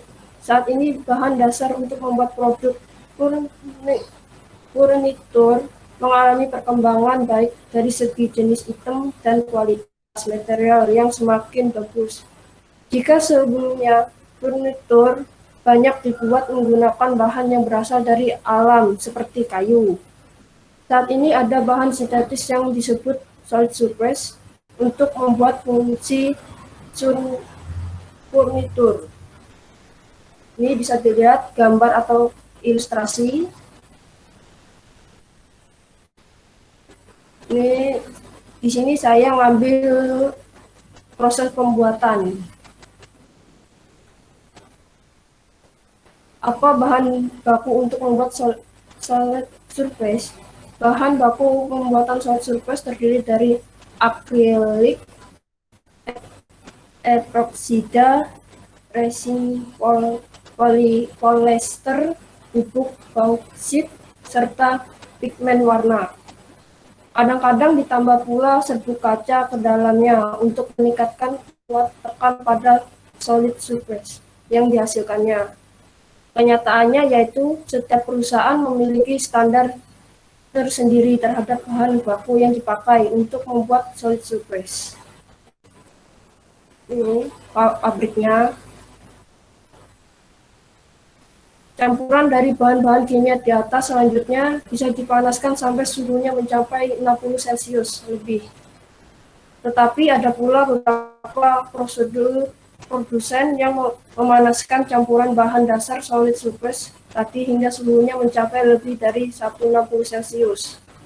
Kemudian segera mendinginkannya secara tiba-tiba. Hal ini bertujuan untuk meningkatkan kekuatan dan daya tahan solid surface yang dihasilkannya. Tentunya semua proses pembuatan solid surface ini sudah dilakukan oleh mesin khusus yang sangat canggih, sehingga proses ini akan berlangsung secara sempurna dan menghasilkan solid surface bermutu tinggi. Perlu diketahui perbedaan komposisi antara pemakan akrilik dan polister pada campuran bahan pembuatan solid surface ini akan menciptakan material yang mempunyai penampilan dan efek yang beda. Maka dari itu, sejumlah produsen pun memilih untuk menyuntikkan campuran akrilik dan polyester langsung ke solid surface yang masih mentah daripada mencampurkan dengan bahan-bahan lainnya. Hal ini bertujuan untuk menggambar motif tentu yang bersifat dekoratif pada solid surface tersebut. Hasilnya yaitu solid surface buatannya akan mempunyai motif atau corak yang lebih indah. 6 bahan dasar solid surface yaitu akril, serbuk kaca, ekoid, serbuk bauksit, dan pigmen. Tipe jenis atau golongan. Sejatinya rumah dengan tipe atau jenis atau golongan apapun, baik itu jenis Mediterina, Spanish, Bilok, hingga model Jawa dengan atap khas limansan. Cocok saja solid surface ini dipakai dalam rumah-rumah dengan gaya dekorasi semacam itu. Penggunaan seiring digunakan di dapur dan kamar mandi untuk barang-barang seperti meja horizontal, aplikasi dinding vertikal, counter layar, bak mandi, wastafel, dinding kamar mandi, dan lain-lain. Solid surface terbukti sangat tahan lama, dibangun untuk jangka panjang, mudah dibersihkan dan perawatannya. Permukaan solid surface yang benar-benar mulus dan tanpa pori membuat penggunaan bahan ini dipilih karena selain tidak adanya sambungan, bakteri dan jamur pun tidak dapat berkembang biak pada permukaan solid surface. Kelebihannya ada 6. 1. Tahan terhadap benturan. 2. Bobotnya lebih ringan.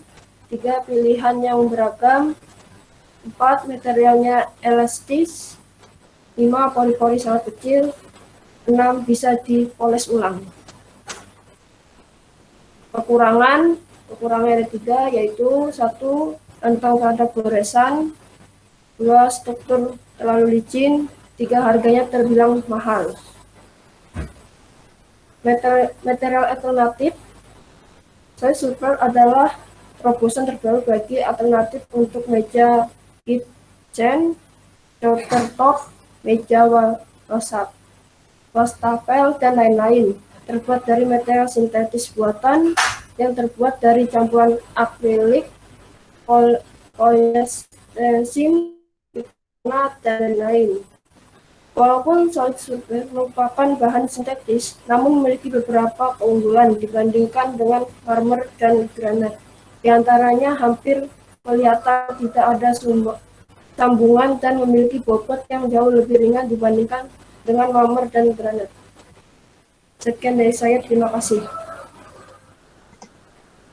Baik, terima kasih kepada presenter ke-8. Untuk selanjutnya, presenter ke-9, Ikhwan Arif Darmawan, saya persilahkan.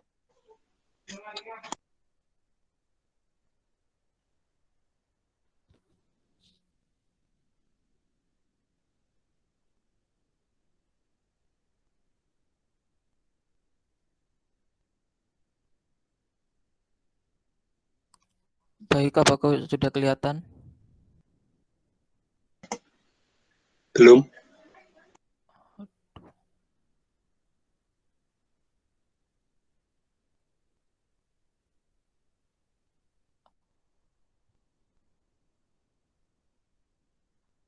Apakah sudah kelihatan?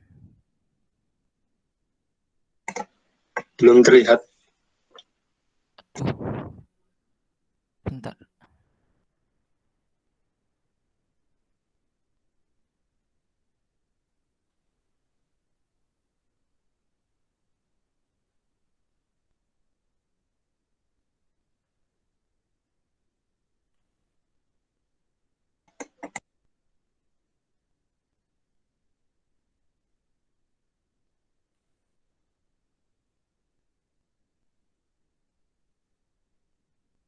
Sebentar, moderator.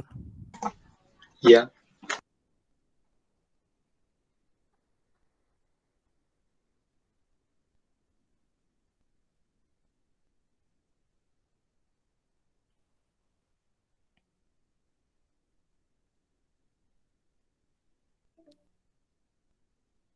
Apakah sudah kelihatan?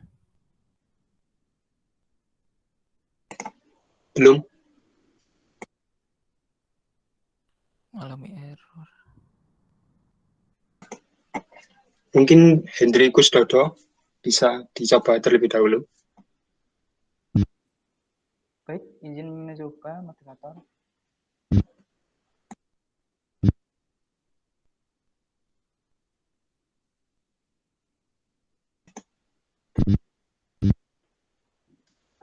Kepada Ikhwan Arif, tolong di-mute mic-nya. Apakah sudah Ya. ada di monitor?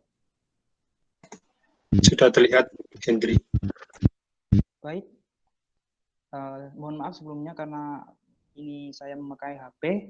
Perkenalkan, nama saya Hendrikus Dodo. Di sini saya akan mempresentasikan mengenai silen.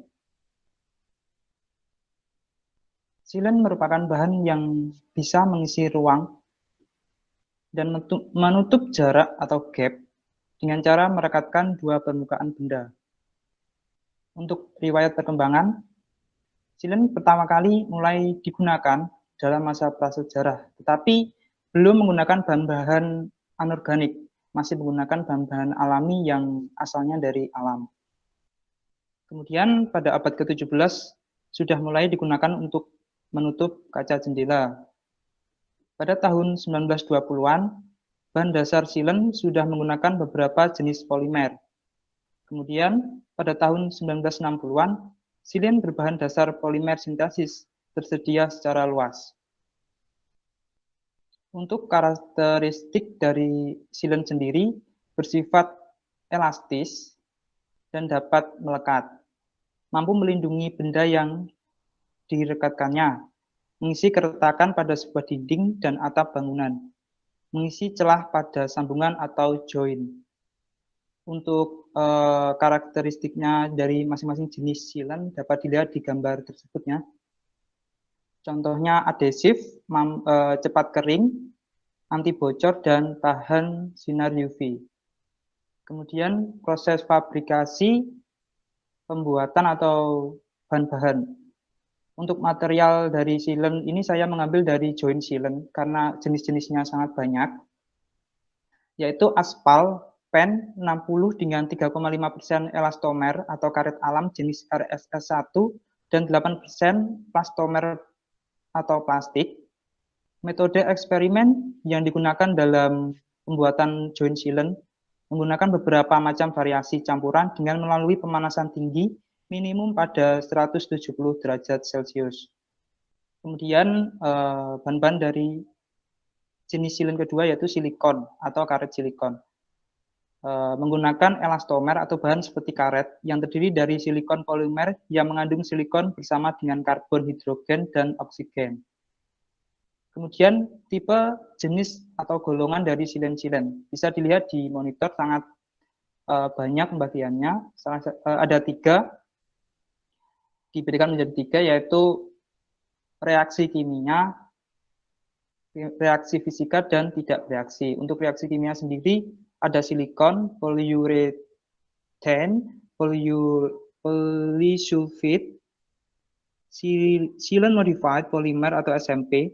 Untuk reaksi fisika sendiri ada solvent containing, water base, dan yang tidak bereaksi ada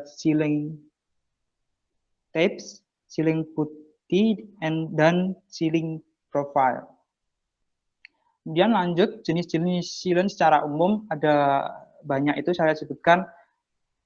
Yang pertama sealant akrilik, sealant lantai, lem fibrin, sealant penghalang atau firostop, sealant elektronik, sealant plastik, sealant polisulfida, sealant ubin, sealant silikon, sealant poliuretan, sealant hibrid dan adhesif sealant, serta masih banyak yang lainnya. Penggunaan sealant. Pada umumnya sealant berfungsi untuk merekatkan dua buah benda. Digunakan pada industri otomotif, industri dirgantara, pipa, pada kayu, akuarium, pengecoran, semen atau beton, kaca, waduk, bak mandi, atap, dan masih banyak lagi. Kelebihan sealant dibanding produk perekat lainnya. Sealant mempunyai banyak varian untuk penempatan dan pengaplikasiannya. Tahan terhadap air, udara, sinar UV, dan cuaca ekstrim. Sealant mempunyai banyak jenis. Lebih efisien pada segi pengaplikasiannya karena mempunyai banyak jenis tersebut. Jadi untuk setiap medan bisa dilalui dan diaplikasikan sealant tersebut. Kekurangan sealant sendiri dibandingkan produk perekat lainnya adalah menggunakan bahan yang membahayakan seperti silikon. Harga sealant yang relatif lebih mahal dibanding produk perekat lainnya atau bergantung pada jenis-jenisnya. Karena jenis sealant sangat banyak, kebanyakan harganya bergantung pada ukuran dari kemasan jenis-jenisnya tersebut. Dapat sealant yang korosif ke medannya.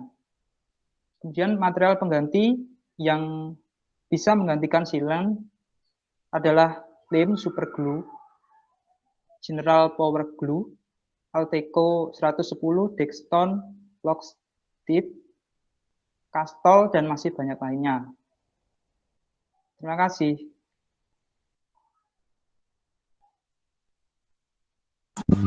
Itu pada presenter yang ke-9.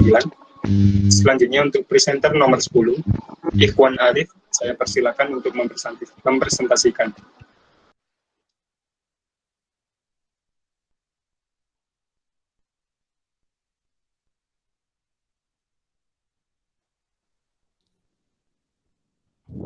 Terima kasih moderator atas waktunya. Sebentar.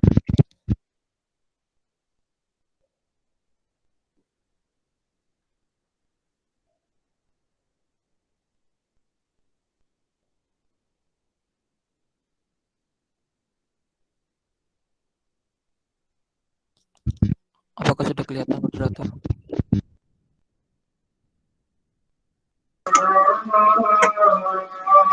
Sudah.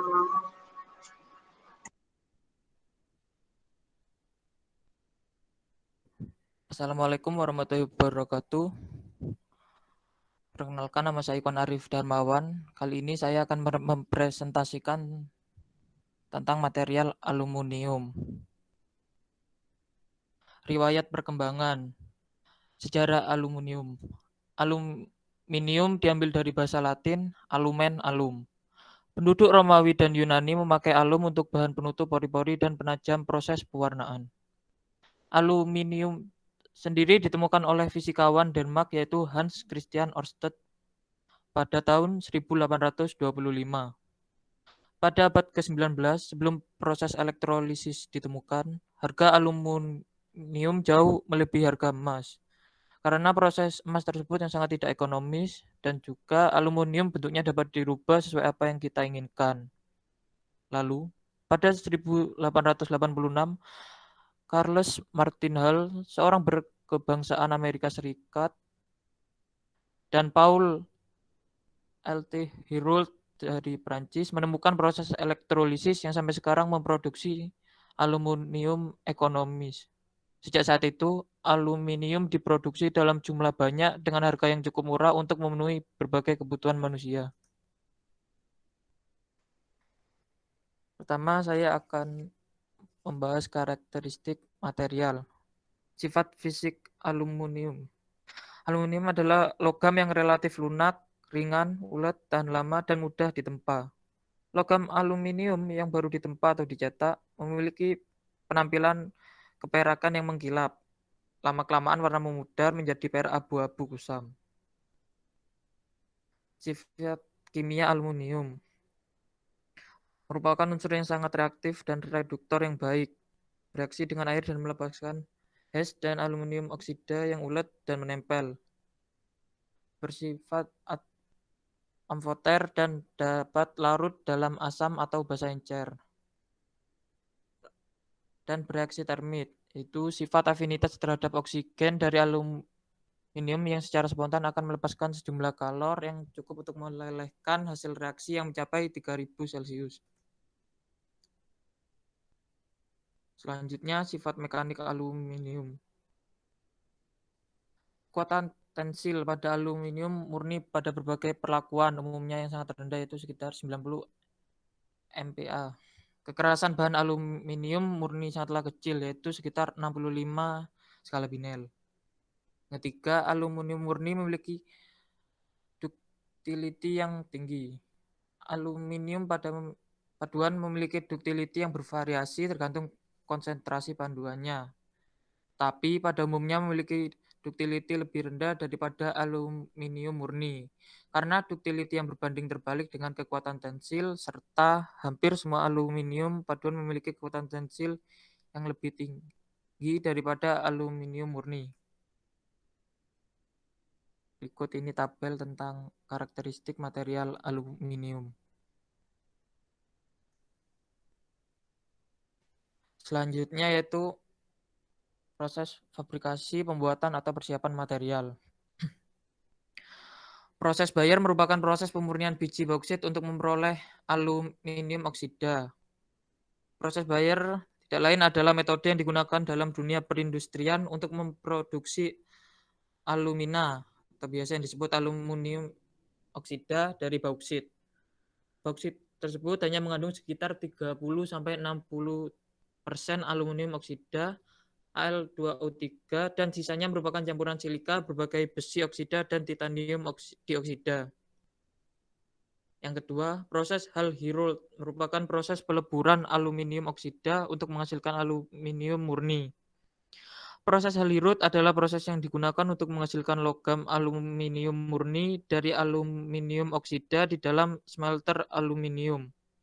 Aluminium oksida yang telah dihasilkan dari proses Bayer dilarutkan ke dalam kriolit dan kemudian aluminium dihasilkan lewat proses elektrolisis lebur. Selanjutnya, tipe, jenis, atau golongan aluminium. Dan saya mengambil macam-macam paduan aluminium. Yang pertama, paduan aluminium silikon.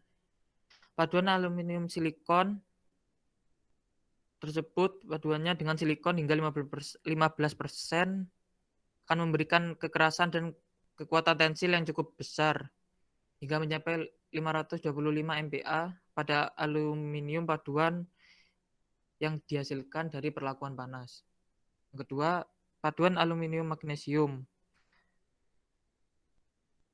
Keberadaan magnesium pada paduan tersebut hingga 15%,35 dapat menurunkan titik lebur logam paduan yang cukup drastis. Namun hal ini tidak menjadikan aluminium paduan dapat ditempa menggunakan panas dengan mudah karena korosi akan terjadi. Selanjutnya, perpaduan aluminium dengan tembaga. Paduan tersebut menghasilkan sifat yang keras dan kuat, tetapi rapuh. Selanjutnya, aluminium dengan mangan. Penambahan mangan memiliki efek pada sifat dapat dilakukan pengerasan tegangan dengan mudah, sehingga didapatkan logam paduan dengan kekuatan tensil yang tinggi namun tidak rapuh. Selanjutnya, aluminium dengan seng. Paduan aluminium dengan seng merupakan paduan yang paling terkenal karena merupakan bahan pembuat badan dan sayap pesawat terbang. Lalu aluminium dengan litium. Litium menjadikan paduan ini mengalami penurunan massa jenis dan peningkatan modulus elastisitas. hingga konsentrasi sebesar 4% litium. Setiap penambahan 1% litium akan mengurangi massa jenis paduan sebanyak 3%. Paduan aluminium skadium. Penambahan skadium ke aluminium membatasi pemuaian yang terjadi pada paduan, baik ketika pengelasan maupun ketika paduan berada di lingkungan yang panas. Lalu paduan aluminium besi. Besi juga kerap kali muncul dalam aluminium paduan sebagai suatu kecelakaan atau ketidaksengajaan. Kehadiran besi umumnya terjadi ketika pengecoran dengan menggunakan cetakan besi yang tidak dilapisi batuan kapur atau keramik. Efeknya, paduan berkurangnya kekuatan tensil secara signifikan. Dan yang terakhir, paduan aluminium dengan paduan cor. Komposisi utama aluminium paduan cor pada umumnya adalah tembaga, silikon, dan magnesium. Memberikan keuntungan yaitu kemudahan dalam pengecoran dan memudahkan pengerjaan permesinan. Selanjutnya, penggunaan. Digunakan sebagai atap rumah, dan sebagian ada yang digunakan untuk rangka rumah, sebagai gagang pintu, sebagai bingkai jendela. Selanjutnya, kelebihan aluminium. Yang pertama, mudah dibentuk karena bendanya tidak terlalu keras. Tidak bisa mengalami korosi. Tidak akan keropos karena dimakan rayap, serta materialnya kuat namun tetap ringan.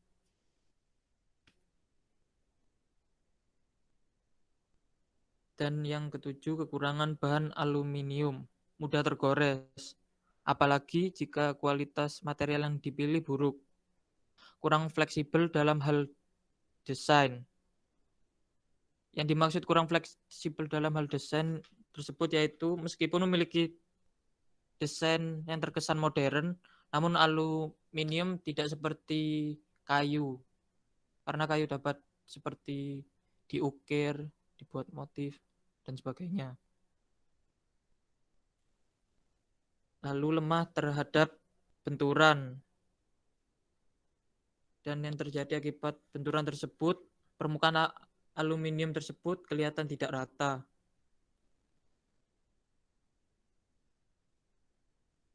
Dan terakhir harus teliti dalam pemilihannya. Yang dimaksud harus teliti jika kita tidak memilih aluminium yang kualitas baik, maka hal tersebut dapat berdampak dalam bangunan yang akan dibuat.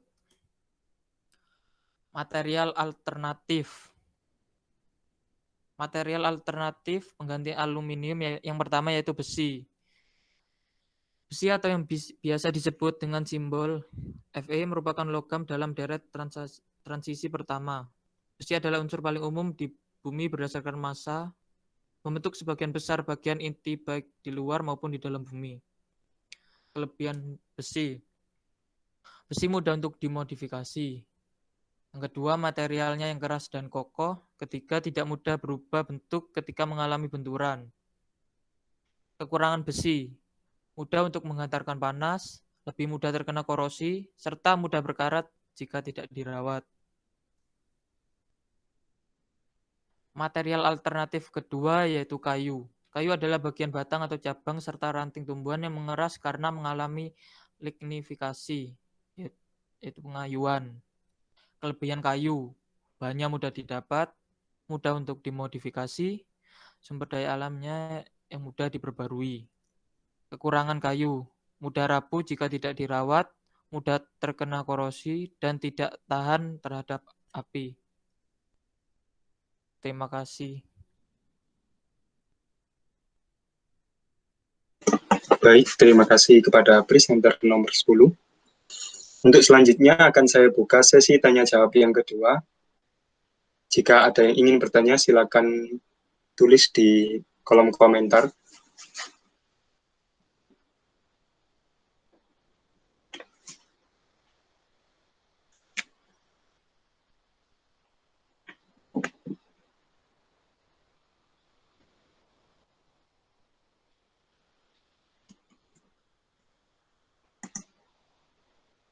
Ya, Saudara Gariledo, silakan memperkenalkan diri dan langsung bertanya.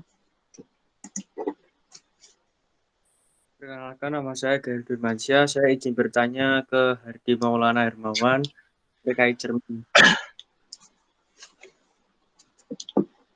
Mengenai, saya ingin tahu apakah pada panel surya itu menggunakan cermin yang berbeda atau mungkin seperti yang kurang lebih Hardi jelaskan tadi.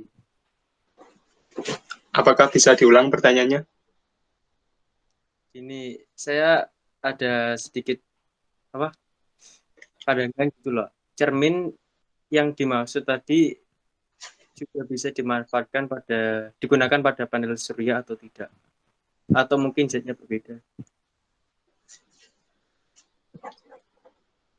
Kalau setahu saya, pada panel surya itu tidak menggunakan cermin yang tadi saya jelaskan. Seperti itu. Terima kasih. Selanjutnya, Hendri Kusdodo, silakan bertanya dan terlebih dahulu memperkenalkan diri. Baik, perkenalkan, nama saya Hendri Kusdodo. Saya ingin bertanya ke presenter ke-10, Ikhwan. Tadi kan disebutkan perpaduan antara aluminium dan cor. Nah, itu contohnya seperti apa? Terima kasih.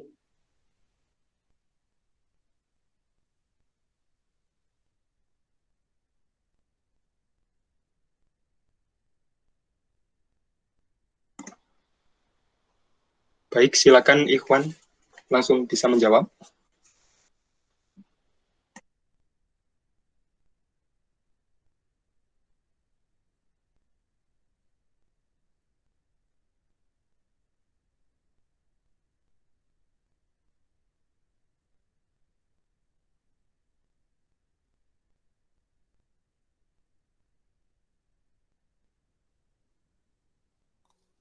Ya, terima kasih moderator.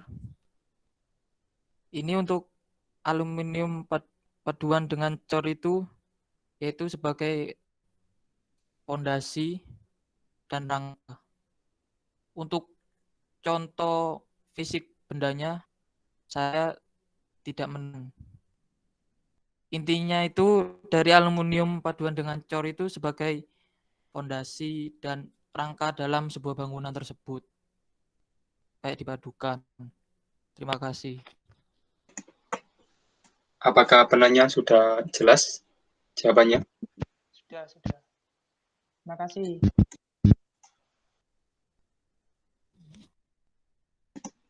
Mungkin dari peserta yang lain, apakah ada pertanyaan?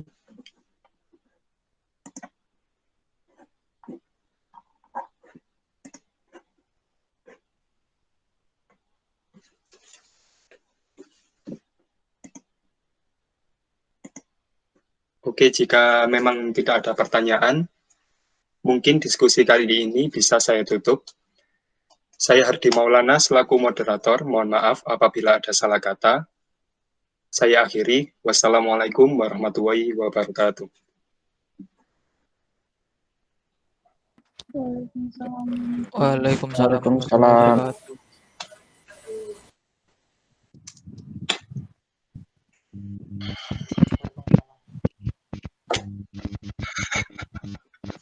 Oke, wis. Mas Hardi, tarik Sik sih. direk. Direct.